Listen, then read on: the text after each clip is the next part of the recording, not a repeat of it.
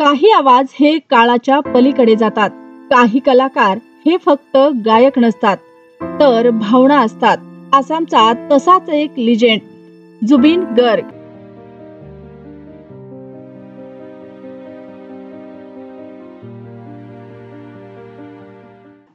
जुबिन गर्ग याचा जन्म 18 नोव्हेंबर 1972 रोजी आसाममधील तिनसुकिया येथे झाला. त्याचं नाव जागतिक ख्यातीचे संगीतकार जुबिन मेहता यांच्या नावावरून ठेवण्यात आलं.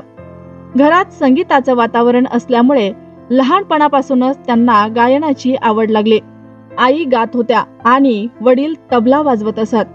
त्यामुळे संगीत हीच त्याची पहिली शाळा ठरली.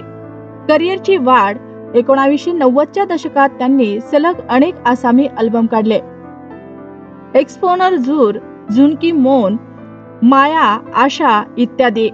1995 मध्ये ते मुंबईला आले मोठ्या पातळीवर संगीतकार म्हणून आपलं करिअर घडवण्यासाठी. 2006 मध्ये आलेल्या गँगस्टर या चित्रपटातील त्यांचं गाणं या आली सुपरहिट झालं आणि त्यांना राष्ट्रीय स्तरावर मोठी ओळख मिळाली.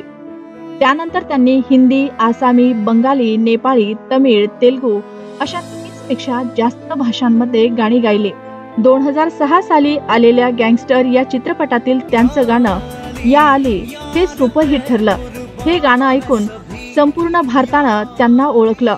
यानंतर त्यांनी हिंदीसह तमिळ, तेलुगू, बंगाली, नेपाळी, आसामी अशा 30हून अधिक भाषांमध्ये गाणी गायली.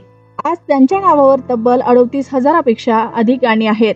ते फक्त गायकच नव्हते तर संगीतकार, संगीत दिग्दर्शक, अभिनेता आणि चित्रपट निर्माते देखील होते. जुबिन गर्ग यांनी जवळपास 33 वर्ष संगीताला दिले.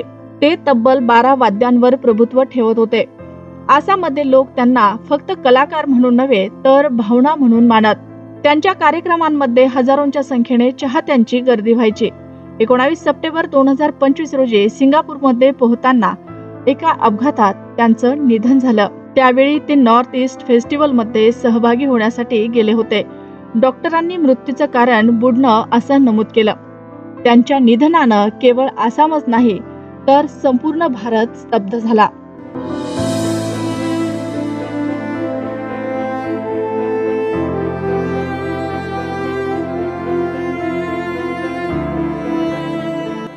आसाम सरकारने 3 दिवसाचा शोक जाहीर केला. 23 सप्टेंबर रोजी राज्य सन्मानाने त्यांचे अंत्यसंस्कार करण्यात आले.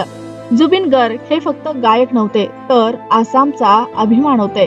त्यांची गाणी, त्यांचा आवाज आणि त्यांचा उत्साह हे सर्व आजही लोकांच्या हृदयात जिवंत आहे. ते आजही voice of north east, pride of Assam म्हणून सदैव स्मरणात राहतील.